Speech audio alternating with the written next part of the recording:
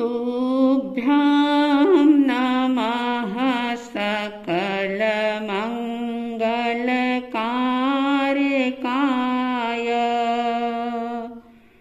तुभ्यां नमः सकलनिवृत्तिदायकाय। तुभ्यां नमः सकलकर्म विनाशकाय।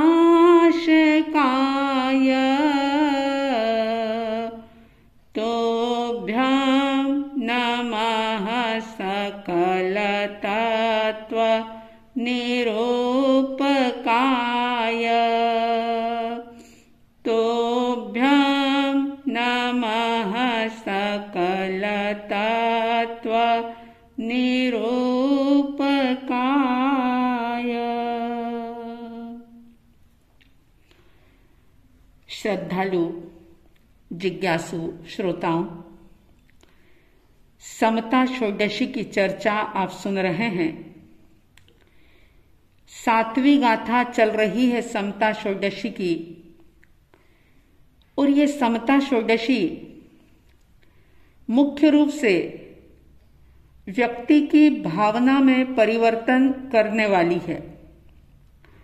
क्योंकि जानते हैं आप कि भावना के परिवर्तन के बिना इंसान में परिवर्तन नहीं आ सकता। कोई भी वस्तु का या किसी पदार्थ का कोई चमत्कार नहीं होता। चमत्कार होता है तो सिर्फ भावना का होता है। जैसे ही भावना बदली कि इंसान का आचरण बदल जाता है।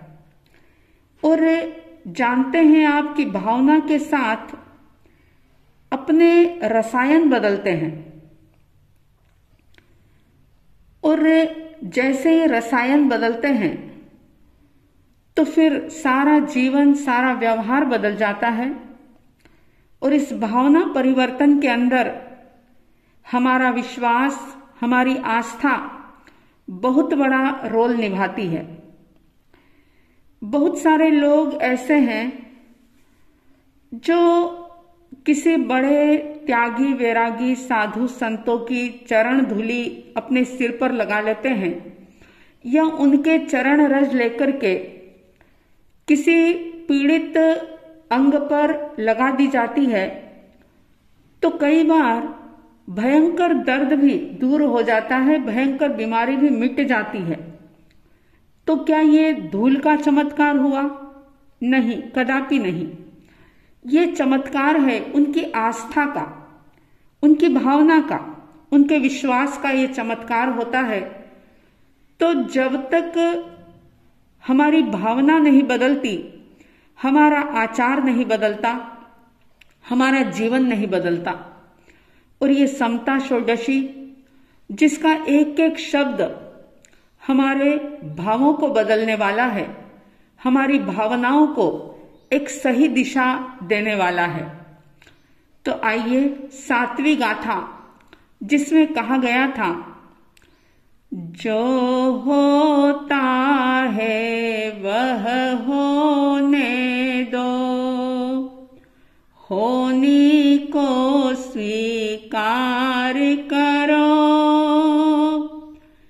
कर्तापन का भाव न लाओ, निज हित का पुरुषार्थ करो, समता रस का पान करो, अनुभव रस का पान करो, शांत रहो, शांत रहो, सहज सदा ही शांत रहो, शांत रहो, शांत रहो,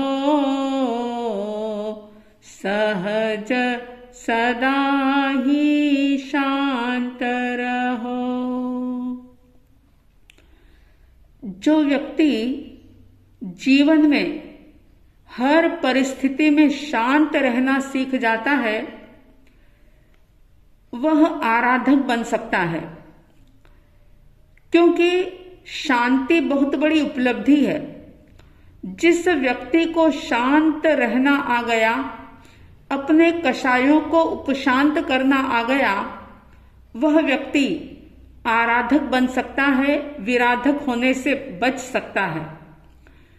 और शांत रहने के लिए ज्ञानीजन कह रहे हैं कि इस जीवन यात्रा में जो जो भी स्थितियां, परिस्थितियां, संयोग, वियोग जो भी घटित होते हैं, लाभ, हानि, सुख, दुख, अच्छा, बुरा, सम्मान, अपमान, जो भी कुछ होता है उसे सिर्फ स्वीकार करो, उसके प्रति किसी भी प्रकार का रिएक्ट मत करो। जितना व्यक्ति रिएक्ट करने से बचेगा, रिएक्ट जितना नहीं करेगा, उतना वह होने को स्वीकार करेगा। और जो होने को स्वीकार कर लेता है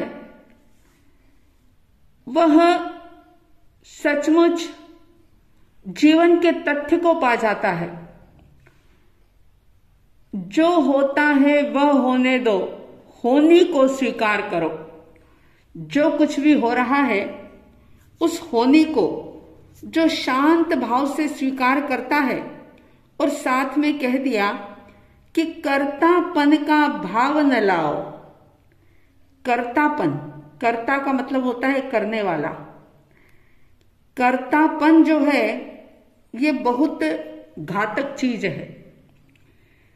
व्यक्ति कुछ कर नहीं पाता, लेकिन अनादि काल से भीतर में बैठा हुआ अहंकार, उसका ईगो, उसका घमंड बार बार उसे प्रेरित करता है, और वो ये मान लेता है कि जो कुछ भी कर रहा हूं मैं कर रहा हूं, अगर मैं ना करूं तो ये काम ना हो, अगर मैं ना बच्चों की परवरिश करता तो बच्चे सही रास्ते पर नहीं आ पाते, अगर समाज में मैं नहीं होता पद पर, सीट पर, तो समाज की आज इतनी अच्छी जो एक व्यवस्था बनी हुई है वो नहीं रह पाती।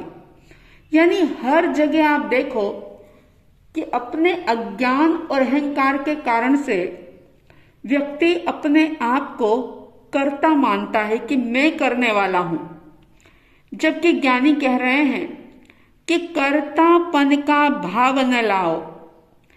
तुम कर नहीं सकते, कुछ भी तुम्हारे हाथ में नहीं। आपके निमित्त से जब जो चीज होनी है, जिस पुद्गल का जैसा परिणमन होना है वो उसी तरीके से होता है। लेकिन अहंकारवश होकर के व्यक्ति बार बार इस बात को पुष्ट करता रहता है, अहंकार को बढ़ाता रहता है कि मैं करता हूं, मैंने किया, मैं करूंगा।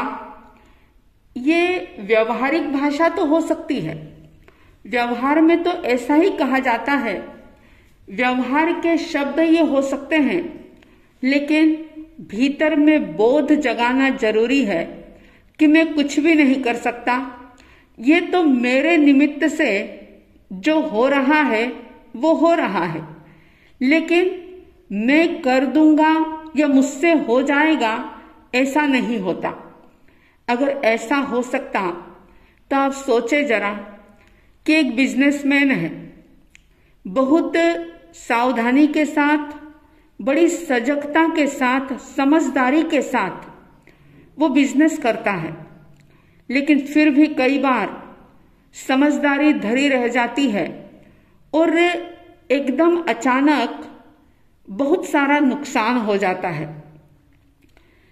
और ऐसा भी होता है कि बहुत ज्यादा ध्यान नहीं है बिजनेस के अंदर, बहुत सजगता और सावधानी नहीं है, लेकिन फिर भी अचानक बहुत सारा प्रॉफिट हो जाता है। अब अगर प्रॉफिट हुआ है तो व्यक्ति कहता है कि मैंने किया, मेरी सूझबूझ से, मेरी समझदारी से ये व्यापार में इतना सारा लाभ हुआ, लेकिन उसने चाहा नहीं था कि नुकसान हो, मगर फिर भी अगर नुकसान होता है तो उस नुकसान को वो अपने सिर पर नहीं लेता। ज्ञानी कहते हैं ना तो तुम लाभ प्राप्त कर सकते हो, ना नुकसान कर सकते हो।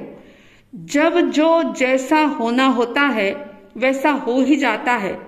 बस आपका पुरुषार्थ तो सिर्फ इतना हो कि जो भी जीवन में घटनाएं घट रही है, उन्हें घटनाओं में हम साक्षी रह सकें, हम बिल्कुल तटस्थ रह सकें, समता को अंगीकार कर सकें, समभावों के अंदर जी सकें।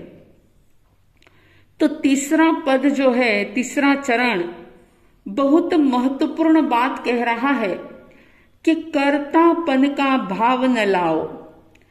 किसी भी प्रकार से मैं करता हूं या मैं करने वाला हूं, अपने आप को कर्ता मत मानो। कर्तापन का भाव भी अपने भीतर में मत लाओ। लेकिन अनादिकाल के संस्कार इंसान के ऐसे हैं कि जो कार्य उसके द्वारा नहीं होता, उसका भी क्रेडिट वो खुद लेना चाहता है। और अगर काम सुधर गया, अच्छा हो गया, तो उसके हकदार, उसके क्रेडिट लेने वाले बहुत सारे लोग हो जाते हैं जो उसका श्रेय अपने ऊपर लेना चाहते हैं। लेकिन काम अगर बिगड़ गया तो व्यक्ति फिर अपने आप को कर्ता नहीं मानता। ये बहुत अज्ञानपूर्ण बात है।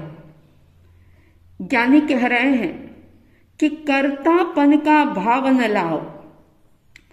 जरा खुद का निरीक्षण करना कि दिन भर में कितना समय इस बोझ तले बिताते हैं आप और हम कि मैंने किया, मुझे करना है, मैं नहीं करूंगा तो ये नहीं होगा, वो नहीं होगा, मेरी उपस्थिति वहां पर अति आवश्यक है, अगर मैंने नहीं देखा तो काम बिगड़ जाएगा।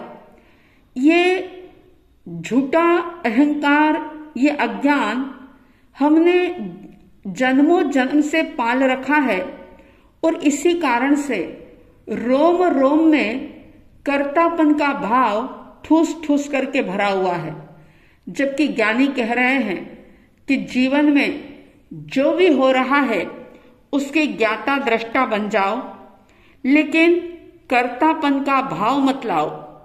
अच्छा बुरा जो भी है उसे होनी मान करके स्वीकार कर लो और कर्तापन यानी मैं कर सकता हूं, मैं करूंगा, मैं करता हूं, ऐसा भाव बिल्कुल भी मत लाओ। व्यवहार की भाषा में चाहे ये शब्द बोले जाएं, लेकिन भीतर में एक बोध जागृत रहे। बार बार ये शब्द हमें रिमाइंडर करवाते रहें कि हम कुछ भी करने वाले नहीं हैं, हम कुछ कर नहीं सकते। कर्तापन का भाव न रखो, कर्तापन का भाव न लाओ। बस इस बात पर ज्यादा से ज्यादा चिंतन करें, मनन करें। आपके हमारे सबके अंदर से कर्तापन का भाव दूर हो। ऐसी शुभ और मंगल भावनाओं के साथ जय प्रभु महावीर, जय गुरु आनंद।